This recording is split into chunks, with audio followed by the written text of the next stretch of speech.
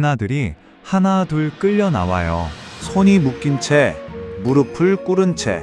이 모든 일이 단 한 사람의 선택 때문이었습니다.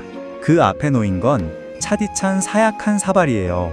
조선 최고의 학자라 불리던 노인도, 나라를 위해 평생을 바쳤다는 신하들도 이날만큼은 아무 소용이 없었죠. 그리고 그 시각 궁궐 한편에서는 왕비가 쫓겨나고 있었어요. 죄가 있어서가 아니에요. 왕이 마음을 바꿨기 때문이에요. 치마를 끌며 국문 밖으로 나가는 그 등 뒤로 새로운 왕비가 화려한 가마를 타고 당당하게 들어오고 있었죠. 이게 꿈인지 현실인지 조선 왕조 500년 역사에서도 이런 날은 단 한 번뿐이었어요. 오늘 이 이야기 끝까지 보고 싶다면 구독과 좋아요 먼저 눌러주세요. 알고리즘이 이 영상을 더 많은 분들께 보여줄 수 있게요. 자, 그럼 시작할게요. 조선 제19대 왕 숙종. 여러분은 이 왕을 어떻게 알고 계세요? 장희빈한테 홀린 바람둥이 왕? 아니면 2년 왕후를 벌인 냉정한 남자? 드라마에서 수도 없이 봐온 그 이미지, 오늘 저랑 같이 한번 뒤집어 볼게요. 숙종은 1674년 왕위에 올랐어요. 나이가 얼마였냐고요? 고작 14살이었어요.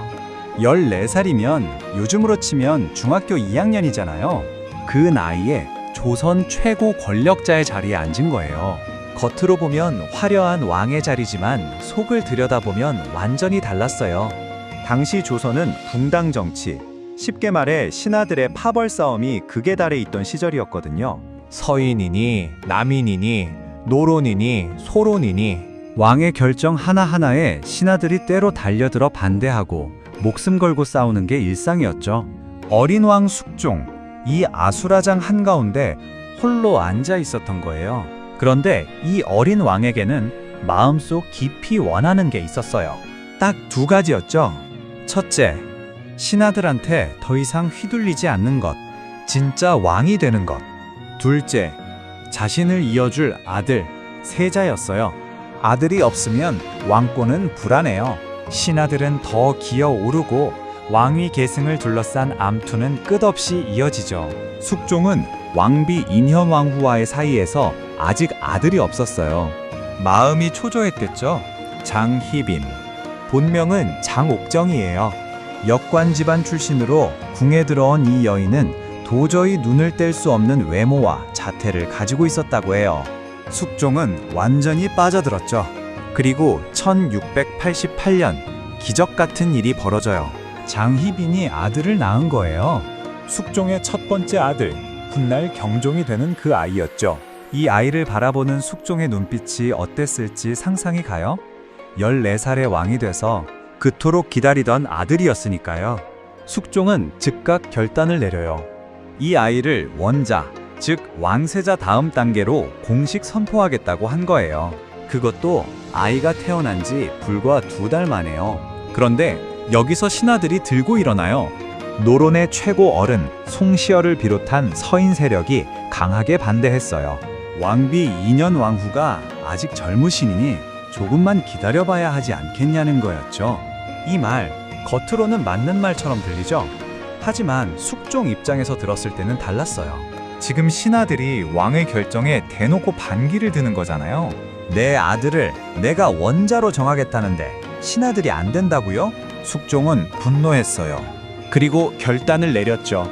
1689년 기사환국이 시작돼요. 왕이 원하면 나라의 권력 자체가 뒤집혔습니다. 환국이라는 게 뭐냐면요, 지금까지 권력을 쥐고 있던 세력을 한 방에 날려버리고 반대 세력을 올리는 거예요. 완전한 정권 교체죠. 숙종은 반대파의 수장 송시열에게 귀양을 보냈어요. 그리고 얼마 지나지 않아 사약을 내렸죠. 당시 조선 최고의 학자로 추앙받던 노인이었어요. 제자가 전국에 수천 명이었고 살아있는 성인이라 불리던 사람이었죠. 그 사람이 왕의 명령 한마디에 사약을 받고 생을 마쳤어요.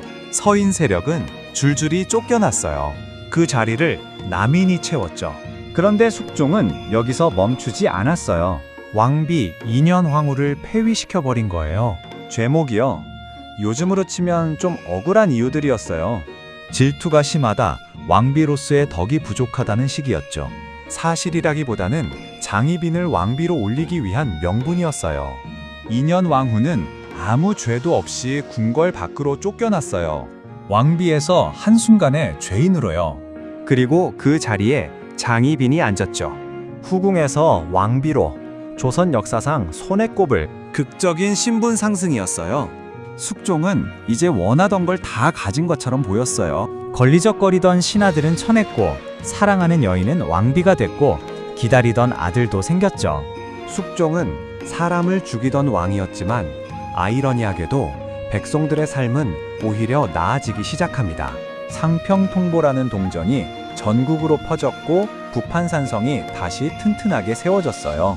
강력한 왕권이 만들어낸 결과였죠. 피를 밟고 세운 권력이었지만 그 위에 나라의 기틀이 하나씩 쌓여갔어요. 겉으로 보면 완벽한 왕이었죠. 근데 여기서 반전이 있어요. 권력은 사람을 바꿔요. 특히 갑자기 얻은 권력은요.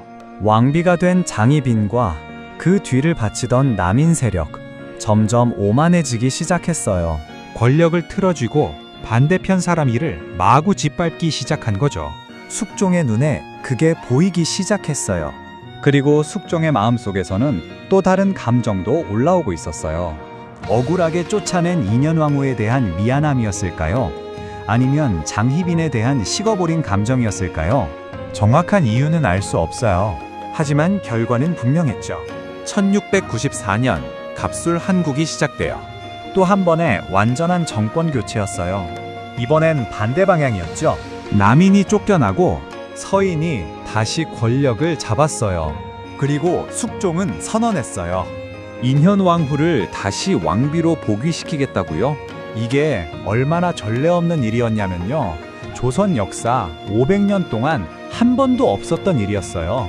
살아있는 채로 쫓겨난 패비가 다시 그 자리로 돌아오는 건 조선의 법도에도 선례에도 없었던 완전히 새로운 사건이었던 거예요.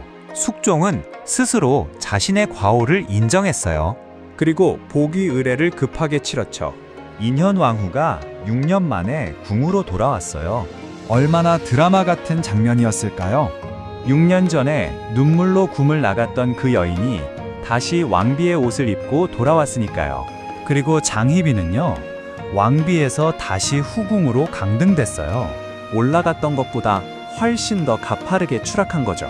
이야기는 여기서 끝나지 않아요. 인현왕후는 복위한 지 몇 년이 지나지 않아 건강이 급격히 나빠졌어요. 그리고 1701년 세상을 떠났죠. 숙종은 이 죽음의 배후에 장희빈이 있다고 의심했어요. 장희빈이 무속 행위를 통해 인현왕후를 저주했다는 거였죠. 숙종은 장희빈에게 사약을 내렸어요. 한때 그토록 사랑했던 여인에게요. 그렇게 왕비까지 올랐던 장희빈의 삶은 막을 내렸어요. 이 모든 이야기를 보고 나면 숙종이라는 왕이 다르게 보이기 시작해요. 사랑에 빠진 남자? 맞아요.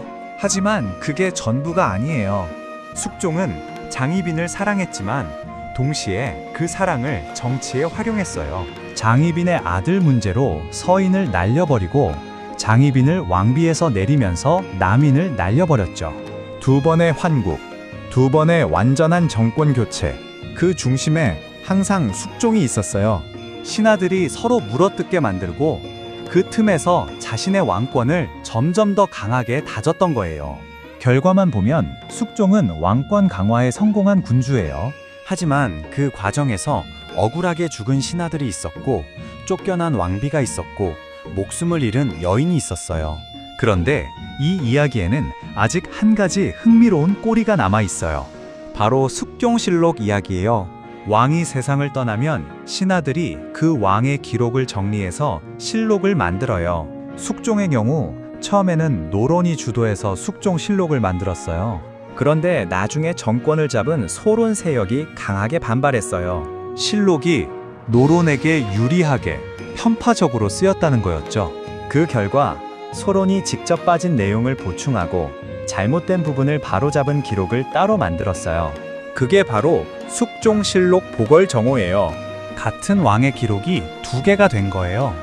서로 다른 시각으로 서로 다른 세력이 쓴 두 개의 실록이요. 이게 뭘 의미하냐면요. 역사란 게 사실 하나가 아닐 수 있다는 거예요.